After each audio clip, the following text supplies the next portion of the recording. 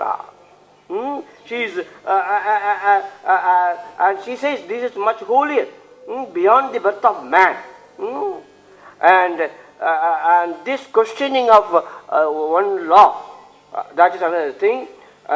Kannagi evolves into an avenging goddess, and in that process, both Kannagi and Antigone represent the primordial energy symbolized by the feminine principle, which is released when the pieties of family life are thwarted by the patriarchal political order. ஆண் அரசியல் ஆதிக்கத்தால் பெண்மையினுடைய அடிப்படை உரிமைகள் மறுக்கப்படுகிற போது பெண் ஒரு பயங்கர தெய்வமாகிறார். And that is what is portrayed in both. The anklet becomes a symbol of vengeance. And when she breaks the anklet, she releases sexual energy. Remember, symbolic. That had so far been contained by the anklet in her person. The jewel வந்து அரசனுடைய வாயை அடைக்கிறது. அந்த காற்றிலம்பிலிருந்து இது வந்து அந்த அடங்கி போய் கிடந்த பெண்மையினுடைய ஆற்றல் அரசனுடைய வாயை போய் அடைக்கிறது என்றால் it is a symbolic enactment of the she silences the very king. அடிக்க அப்புறம் என்ன செய்யறா மார்பை she wrenches her breast, and I associate it with the feminist statement that women must write through their bodies. And when the Phallic period comes to an end, they will begin to speak. They will begin to become burning forces. இது வந்து இன்றைய பெண்ணியல் வியாதி பெண்ணியல் திறனாய்வாளர் ஒருவர் சொன்னது. Helen அந்த மாதிரி கண்ணகி அனல் பிளம்பாவது அடங்கி கிடந்த பெண்மையின் ஆற்றலின் வெளிப்பாடு. அதே ஆன்டிகனி அந்த அளவுக்கு இல்லாவிட்டாலும் தன்னுடைய கோபத்தை காட்டுகிறார். ஆனால் but Antigone wants to portray that the laws of vengeance are in conflict with the civil laws. ரெண்டு வகையான சட்டங்களுக்கு ரெண்டு வகையான விதிகளுக்கு இடையே போராட்டம். The Apollonian gods and Ictonian gods. நான் சிலப்பதிகாரத்தில் அப்பலோனியன் காடாக மாயவனையும் முருகனையும் பார்க்கிறேன், இக்டோனியன் காடாக கொற்றவையை பார்க்கிறேன். And this conflict is there in both. Kannagi is also a fury.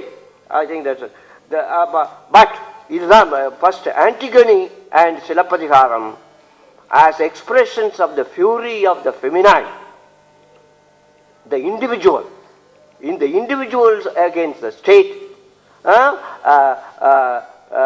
feminine fury against masculine order, that is symbolized at the God level also. But more important, the next play, not chronologically in my discussion, Oedipus Rex shows, Dr. Dibyansky mentioned about the fate, the karma. Here, Covalent and Oedipus are comparable because both try to overtake fate, but fate overtakes them. விதியை அவர்கள் முந்துகிறார்கள், ஆனால் விதி அவர்களை முந்துகிறது. But the very important thing is, but both fulfill the fate. It's a very important thing. Both fulfill the fate, and as great scholars have said, neither in Silappadigaram nor in Oedipus, the central actions are controlled by external things. இது ரொம்ப முக்கியம் என்னவென்றால், destiny becomes character in Oedipus and Silappadigaram. In Shakespeare, character becomes destiny. in Greek tragedy and Silappatikaram destiny becomes character. ஐயா காமி அவர்கள் பாத்திர படைப்பை பற்றி ஒரு நல்ல பாத்திர படைப்பை பற்றி ஒரு நல்ல நூல் எழுதியிருக்கிறார். அதில் நான் மிகுதியாக வலியுறுத்த விரும்புகிறது, Kovalan acts like a Greek hero. As his action is not analyzed, it is impulsive. From the bedrock of personality, sudden actions emerge, and this is very much comparable to the Greek tragedy. But Kovalan is not a tragic hero to the extent that Oedipus is. Kovalan is passive. Well, I think that the hero role is shared by both Kannagi and Kovalan. And Kovalan represents hamartia, Kannagi represents hubris. Kannagiyila ஒரு வகையான spiritual arrogance, spiritual pride. And she, as Dr. Bianskis rightly put it, she gradually evolves into a goddess. And he was trying to establish, I think the journey motive is fundamental to all great epics. Dante, Homer. But my feeling is, in Silappatikaram it is not only a journey but it is an ascent. In Sanskrit it is a journey and a descent. It is the descent of God. இன்னொரு முக்கியமானது, Kannagi challenging the Pandya king is very much like there is recognition and reversal. அதாவது நீதிபதி குற்றவாளி ஆகிறான். Oedipus is like that. Oedipus becomes Oedipus the king realizes that he is guilty. யானோ அரசன், யானோ கல்வன். So in both the cases, the point is, fundamental thing is, the judge is the criminal. The guilt is universal. No, the inescapable fact of being enveloped by a common pollution and fate is fundamental to Greek tragedy and Silappatikaram. The pollution of Madurai is an extension of the pollution of Puga. It's migration.